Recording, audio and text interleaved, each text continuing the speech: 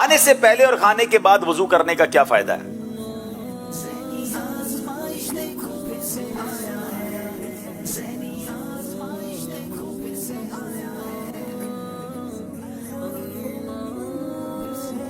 بسم اللہ الرحمن الرحیم۔ اللہ پاک کے سب سے آخری نبی محمد عربی صلی اللہ تعالیٰ علیہ وآلہ وسلم نے ارشاد فرمایا، جو کھانے سے پہلے اور کھانے کے بعد کا وضو کرتا ہے، اور کھانے سے پہلے اور کھانے کا بعد کا وضو کرتا ہے، کھانا اس کے لیے برکت بنتا ہے اور فقر دور ہوتا ہے۔ کھانے میں برکت ہوتی ہے، فقر دور ہوتا ہے۔ جواب درست دے دیا ہے۔ کھانے کا وضو کیا ہوتا ہے بھائی؟ کون بتائے گا؟ کتنی بار پاؤں دھونا ہے، کتنی بار کونیاں دھونی ہے؟ کھانے کے وضو کے بارے میں ذرا سید صاحب ذرا پوچھیں، کھانے کا وضو کیسے ہوتا ہے؟